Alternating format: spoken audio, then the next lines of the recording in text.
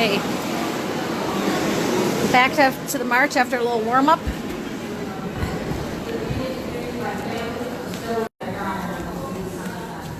This is why we stand up and protest. This is why we stop trains, block traffic, and shut down freeways to decry the injustices. To decry the injustices of stolen lives and the laws created to maintain the status quo by not holding killer cops accountable.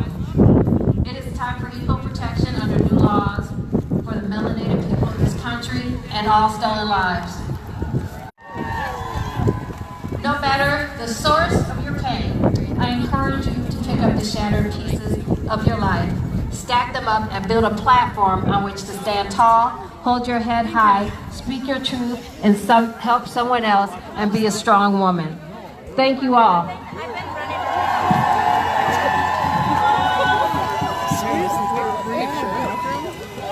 Oh, just went in there. All right, we're going to jump and introduce ourselves. Witness couple. I love you too. All right. Our next speaker. It's really cold outside. Keep jumping.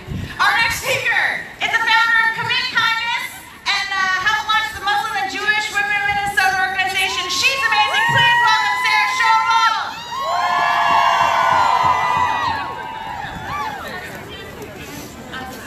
Oh my gosh, we get to introduce Asma too? Oh my god, we love Asma so much.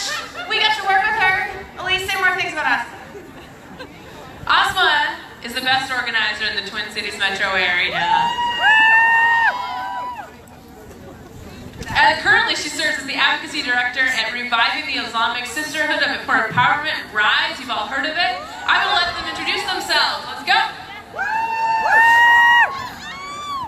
Hello. There it is. And Shabbat Shalom to all of my Jewish kin who are here to pray with your feet today.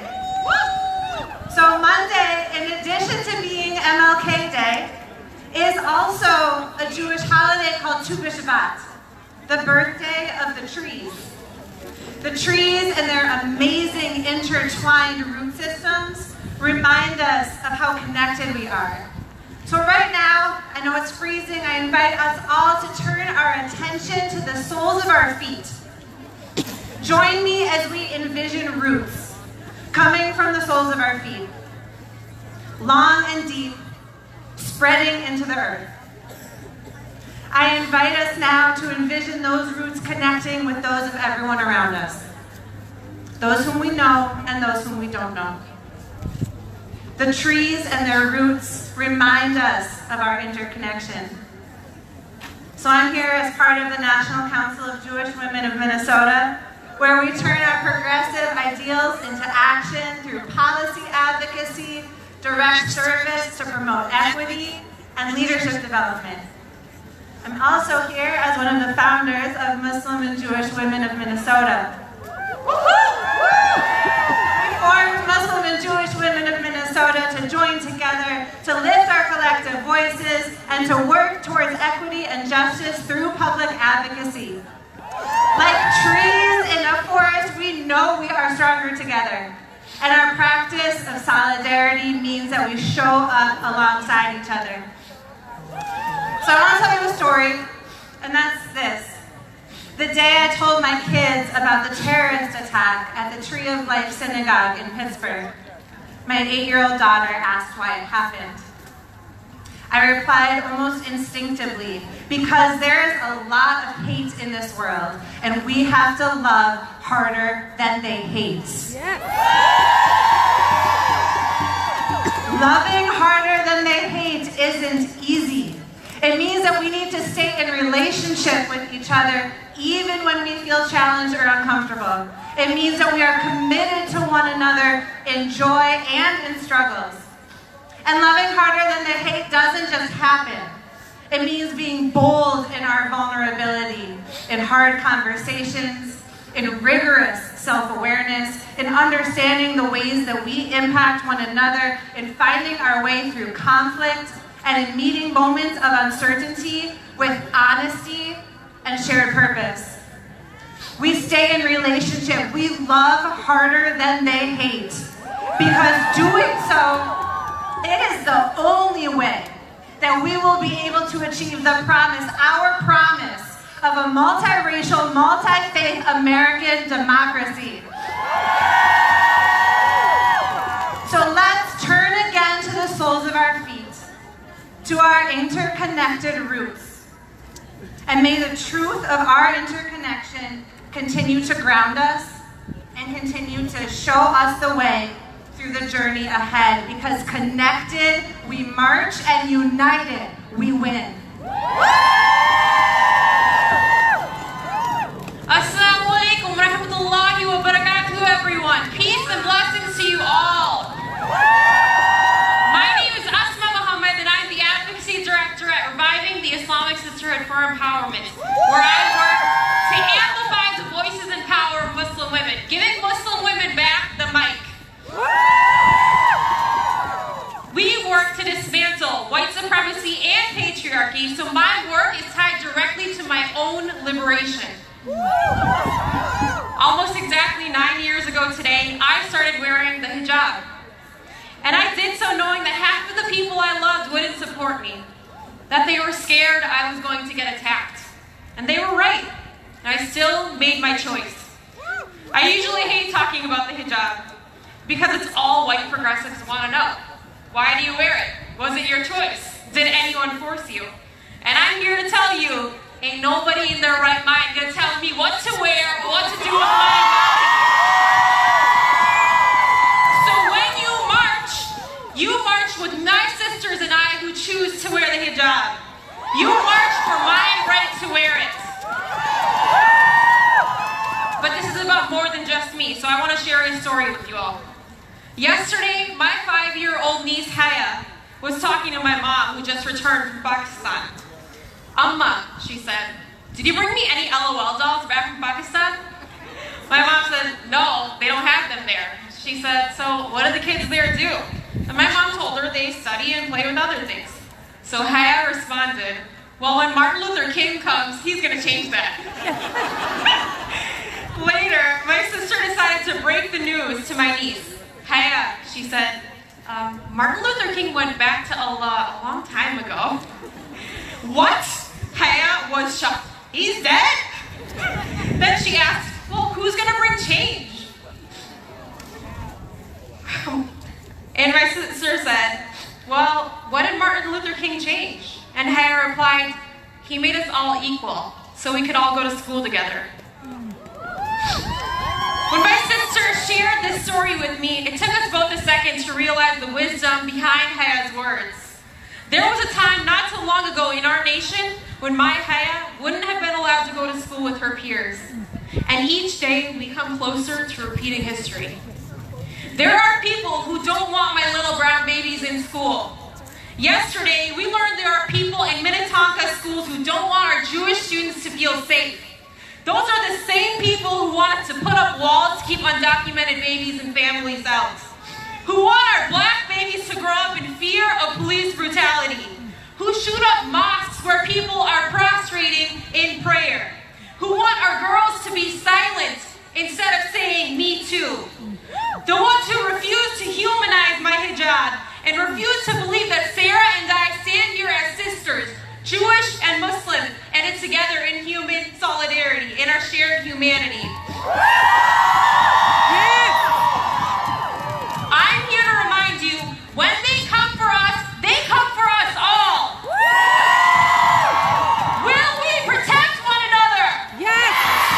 Will we let them come for our babies? No! When it's time to fight, I hope you will be standing right next to me, just as Sarah and I are today. Thank you.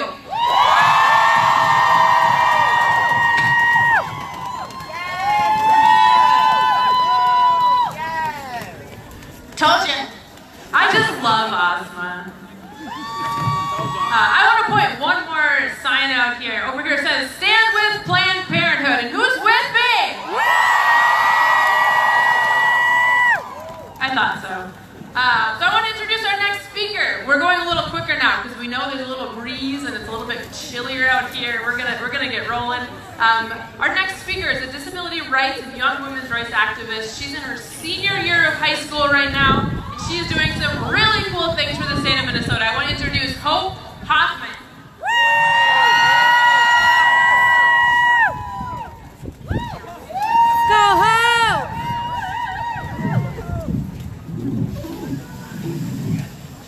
Thank you for that introduction. I'm not in my senior year of high school, but that's okay.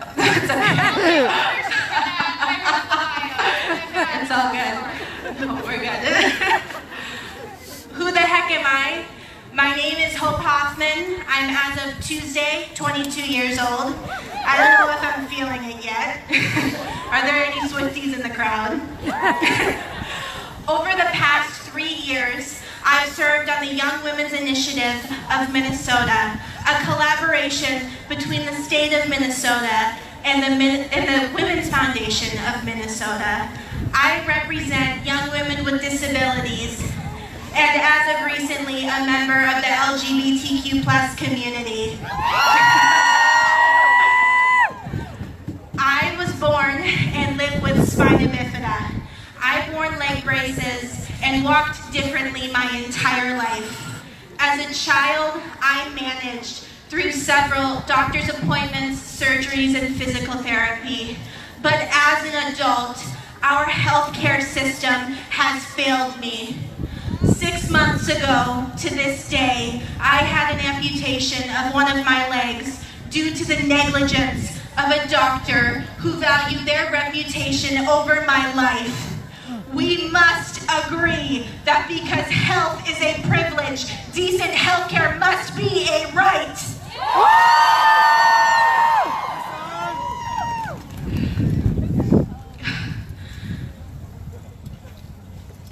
We don't always get to choose what happens to us in life. But what shows the strength of our character is not the praise we accept in success, but the courage we show in defeat. And I know that success is not measured by how many times we fall down, but by how many times we get back up. Who the heck am I? I am beautiful, I am resilient, I am strong. I did not choose to lose my leg, but I am whoever I choose to be. You are whoever you choose to be, as long as our government supports us with the access and opportunity to pursue everything we want out of our lives. And politicians who know our lived experiences. I have had the privilege of hearing our next speaker, Congresswoman Ilhan Omar, times.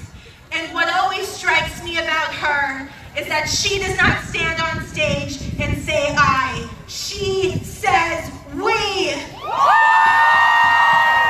And she has taught me that collectively, we as women together are unstoppable. Thank you.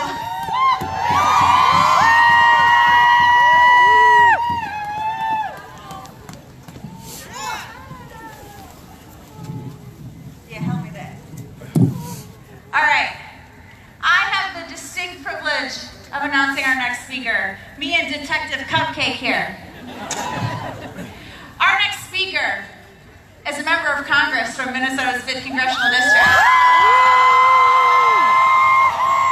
Our next speaker, my sister, was first elected to the State House in 2016 and became the first Somali American elected to Congress in 2018, the first woman of color to serve as a U.S. representative from Minnesota. Please welcome my friend, Congresswoman Ilhan Omar!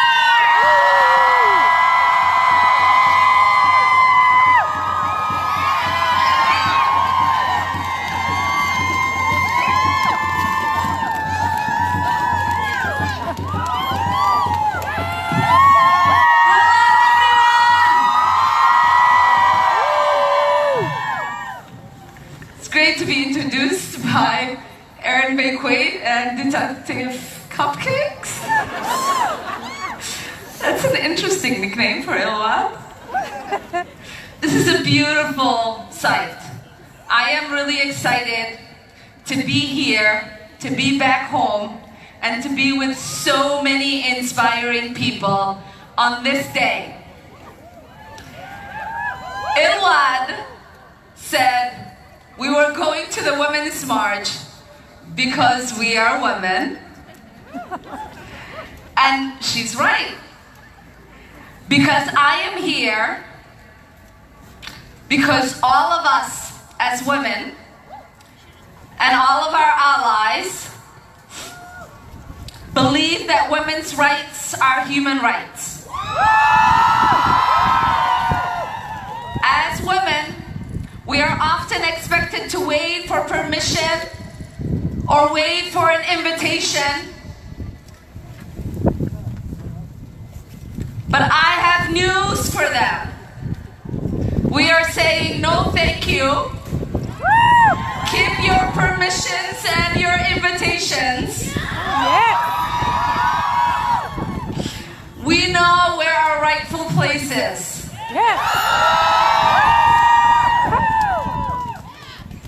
We know where change begins, and change begins with each one of us.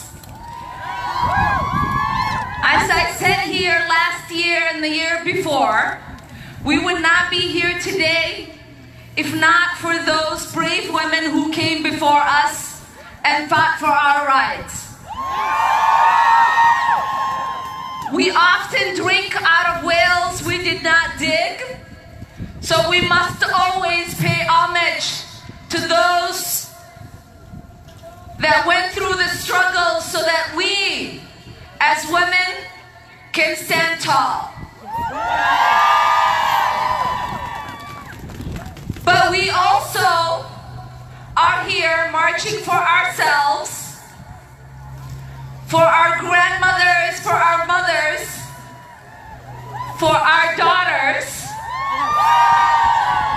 and for their daughters yet to be born.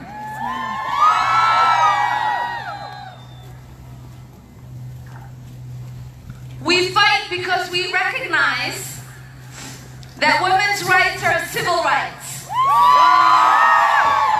This June will mark a century since the 19th Amendment was ratified, which gave women the right to vote. But the right to vote is under attack, particularly for communities of color and for young women, and this is a women's rights issue.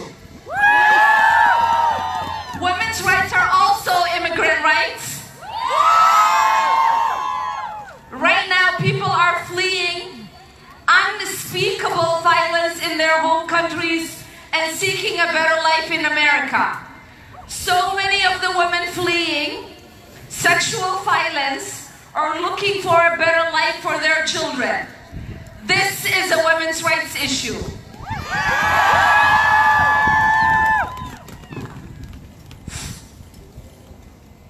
Oh, it's cold.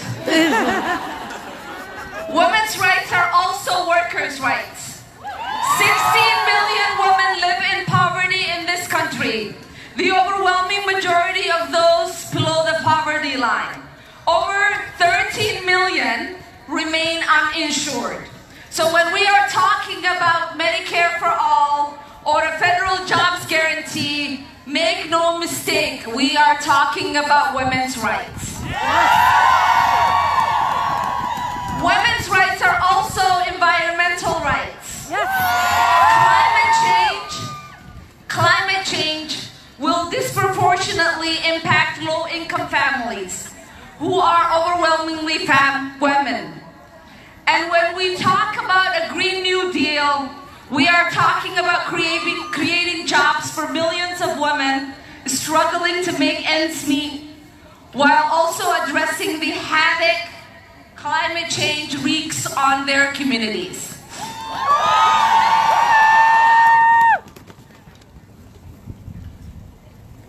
When we talk about women's rights, we are also talking about disability rights. 27 million women in the United States live with disabilities, including more than half of all women over 65. That's why when we introduced a $15 minimum minimum wage. This week, we also are going to work to abolish the minimum wage for people with disabilities. Because we cannot claim to fight for justice without including people with disabilities. Women's rights are also LGBTQ plus rights. The LGBTQ plus community's struggles did not end with the legalization of same-sex marriage. LGBTQ plus youth are 5 times likely to attempt suicide than cis and or straight youth. This is why I will fight against any effort to undermine LGBTQIA plus rights in the name of religious liberty. And lastly, women's rights are reproductive health care rights. I stand here to affirm all women deserve the right to accessible and affordable reproductive health care. That means access to safe and affordable abortion. When we talk about Medicare for all, make no mistake, we mean access to contraceptions and abortion care.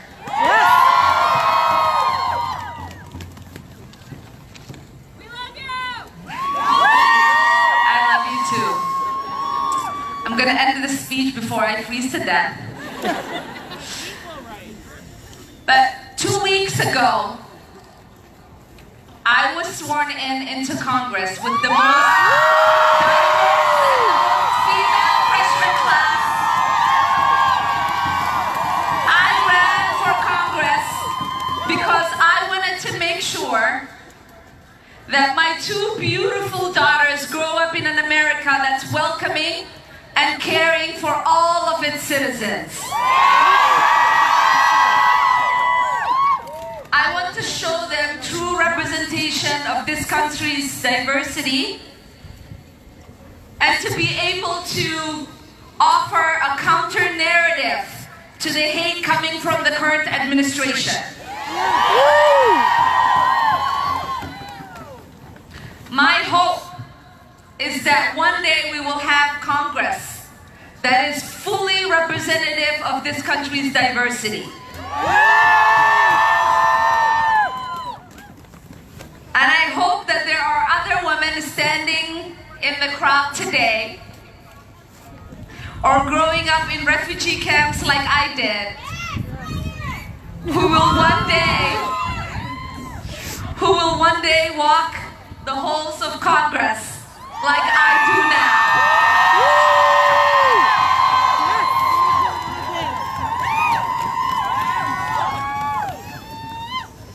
Like Ilwat said, we are here marching because we are women. But we also understand that we must always speak about the intersectionality of all of our issues. That when we speak about equity, we're talking about economic justice. We are talking about environmental justice. We are talking about LGBTQ rights justice. We are talking about the protection of transgender folks. We are talking about immigrant rights. Our struggles are not just because we are women. Our struggles are beyond that. And we will only be able to eliminate them once we recognize we must always stand together as allies against hate and bigotry and continue to fight for inclusion and unity so that we can have a beautiful society that continues to separate our beautiful rainbow of community that we built. Thank you so much for being here. Thank you for braving the hot weather. And thank you for continuing to fight. Love you all. See you at the next one.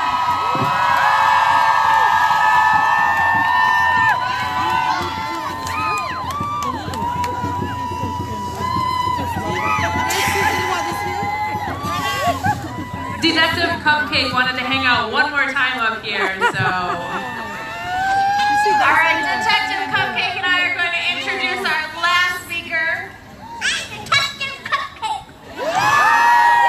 Our last speaker is a senior at Eden Prairie High School, second class.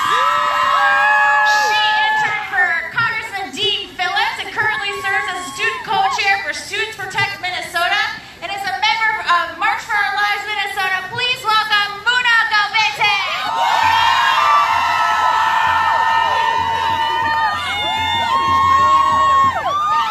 Hi.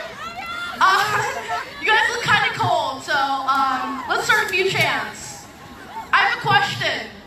Can you show me what democracy looks like? This is what democracy looks like.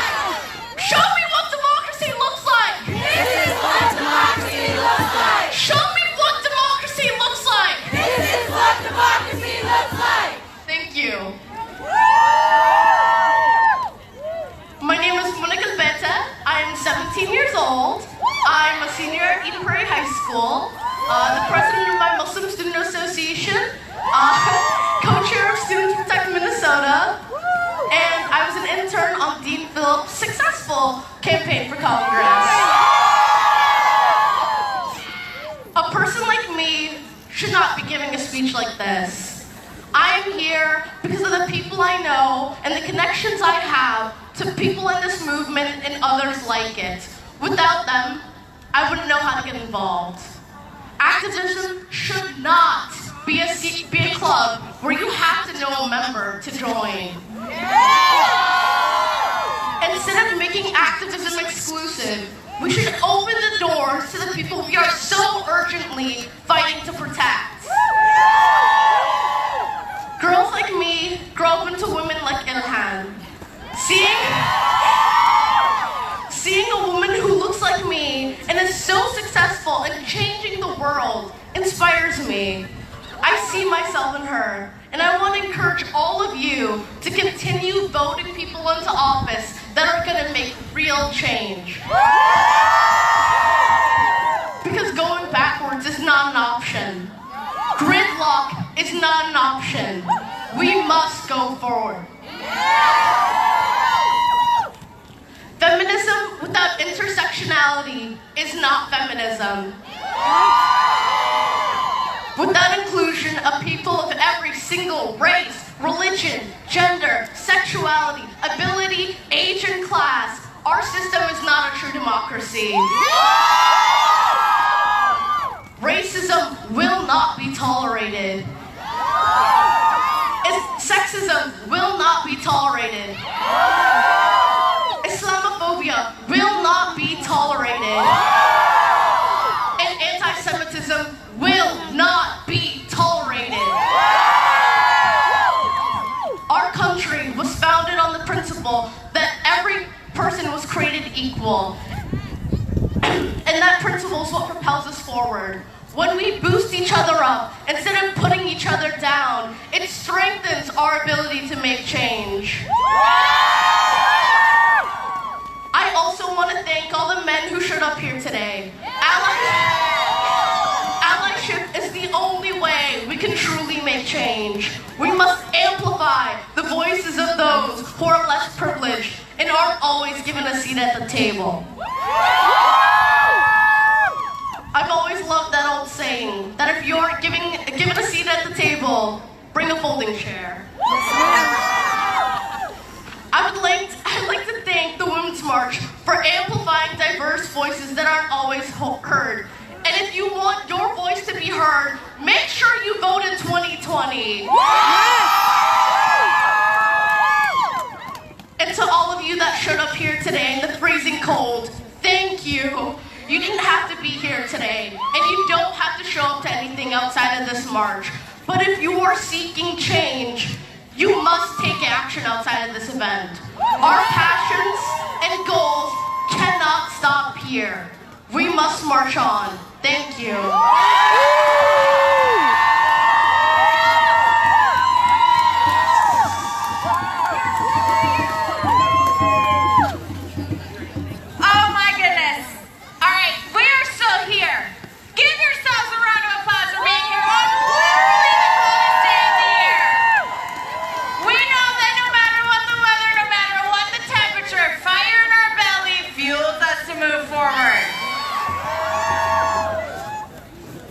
Thank you, Minnesota. You are just some hardy folks. I really appreciate it. I want to introduce our last speaker here. She was born and raised in Minneapolis, Minnesota. She considers herself to be an empathetic and curious person. She is a former litigator turned public interest attorney and adjunct professor of law. She's grounded in true intersectional feminism, improving on the status of women, femmes, and our non-binary siblings. She's incredibly important work for her. She believes that when all people are freer and healthier, the communities they live in are happier, safer, and more vibrant places. She is able to work towards this vision through her work as a board member with Women's March Minnesota and their partnership with incredible activists and organizations across Minnesota. I want to introduce Natasha Phelps.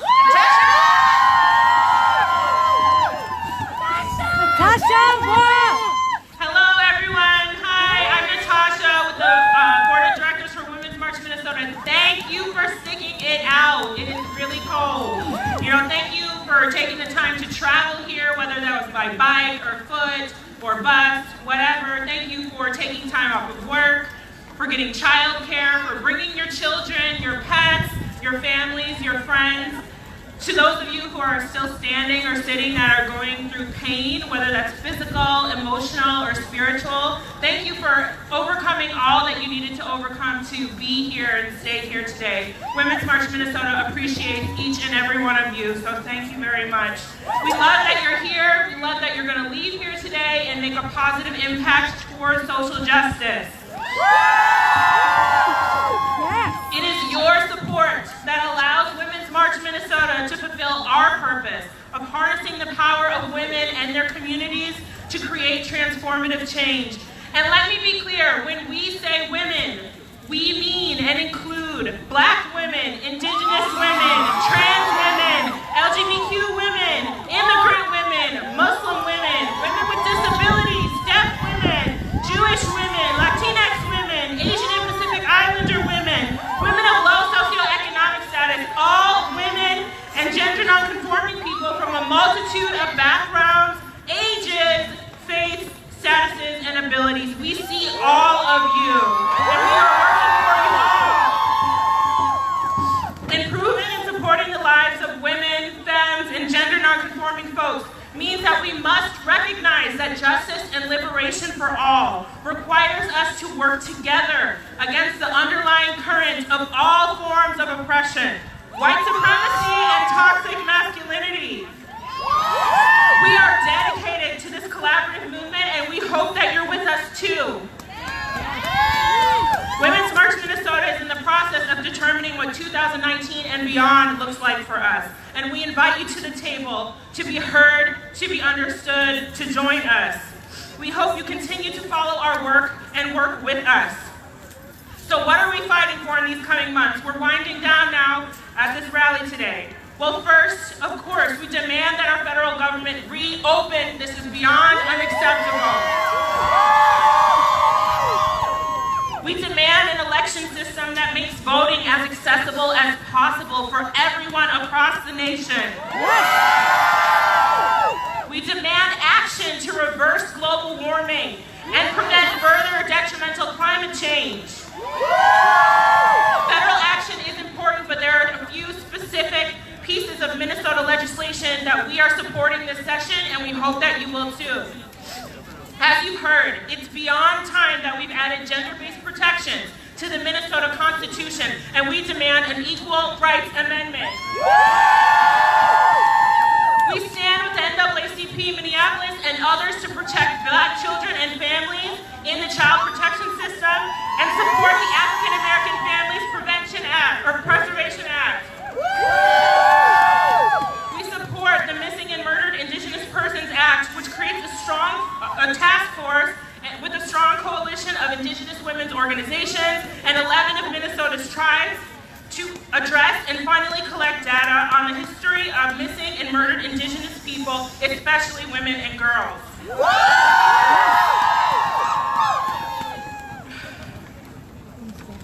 Let's call up here. With the Restore the Vote Coalition, we support voter restoration and the re-enfranchisement of individuals with past felony convictions in Minnesota. With Freedom to Drive Minnesota, we support allowing drivers obtain a driver's license regardless of their immigration status so that Minnesotans can live a full life without the fear of entering the criminal justice system. And we will support any legislation that will advance or protect reproductive rights and access to or coverage to health care. Election fairness, healthy democracy, affordable housing, gun control, economic justice for disadvantaged communities, and LGBTQ rights, including bans on conversion therapy. Finally, we support legislation introduced to protect women, girls, and people across the gender spectrum from all forms of violence against our bodies. So please follow us in these coming months as we follow this legislation and support this legislation. But there are a couple of things that you can do immediately after today. Number one, you can support the Missing and Murdered Indigenous Women's fundraiser and show up on February 14th for the Missing and Murdered Indigenous Persons March. Number two, you can share your story on why we need the Equal Rights Amendment in time for the hearing on January 24th. Number three, you can register for the Min by Min 2019 Beyond the Vote Conference, where you can learn how to become a new or better activist. And number four, you can attend the Restore the Vote rally at the Capitol on March 7th. All of the information for these action items are on our website, womensmarchmn.com. If you take out your phones right now, don't forget to text RESISTER, that's RESISTER, to 22828 now to keep up with Women's March Minnesota.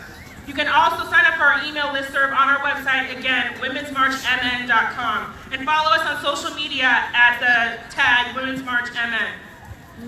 Today we've heard from some incredible leaders who have different lived experiences and have faced oppression in different ways. And we thank all of our speakers for living in your truth and doing the work that you do. We can all contribute to a better tomorrow. A young and brilliant Anne Frank once wrote under quite tragic circumstances, "How wonderful it is that no one has to wait, but can start right now to gradually change the world." To me, this speaks to the power of deciding in a moment to do better. Whether that's deciding that you will actively listen more when you speak to others, to consider equity in your work and careers, or showing up, for example, at the Restore the Vote rally on March 7th. Take a moment right now to decide how you will be a part of changing Minnesota and the world. While we celebrate today the progress that we've made, we've heard from our speakers that the work is far from done. Together, let's move forward with the rest of our day, our year, our lives, and actively work against oppression in all forms. Let's stand up for the planet, for justice, and for equity. We are more than a march, and our work continues from here. Thank you. So can I have, we had an amazing group of leaders on an advisory board helping us plan this march. Can I have any advisory board members and the board of directors from Women's March Minnesota come up to the front of the stage, please?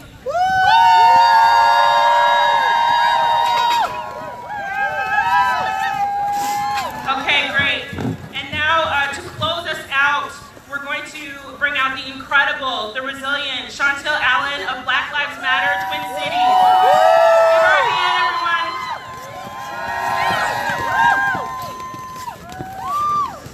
What's up, everybody?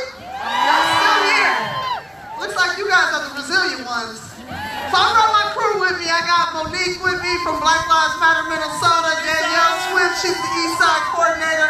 Satara Strong, she coordinates our youth. I'm so glad to see you out here, and I'm ready to just hype you up so we can get into this legislative session. I know Khalees Houston was out here talking about the African American Preservation Act. I want to also put my stamp on that because she's my partner in crime. We really need to work on that. So you guys please show up and help us out with that. And keep showing up to the Capitol, all right? That's right. Yeah. All right, you guys, I'm just going to do the Asada chant. So we're going to start off real slow. And we're going to get some fire up so y'all can warm up on your way back to the car, okay? So we're going to do it 3 times. Repeat after me. We have a duty to fight for our freedom. We have a duty to fight for our freedom. We have a duty to win. We support one another. We must love and support one another. We have nothing to lose but our chains. We have nothing to lose but our chains. So I'm going to give you a quick little history. Assata Shakur was a former Black Panther who had to seek refuge in Cuba. She's currently down in Cuba because she's on FBI's list for some false accusations. If you guys really follow the movement and the civil rights movement all the way through the Black Panthers, you'll know that there was a lot of false accusations just to kind of break down the organization as a whole. But that organization was really powerful. It's one of the reasons why we have the WIC program, why we have food stamps, why we have free and reduced lunch at schools. So when we think about the Black Panthers, I really want to think about the impact on our country and the positiveness, and then really just kind of start to look at, you know, the way that it's portrayed and really start searching for truth. I'm an educator, so I'm all on that. So Assata Shakur wrote this, and I mean it from the bottom of my soul. So I want y'all to bring it up just a little bit with me, okay? We have a duty to fight for our freedom. We have a duty to fight for our freedom. We have a duty to win. We have a duty to win. We must love and support one another. We must love and support one another. We have nothing to lose but our chains. We have nothing to lose but our chains.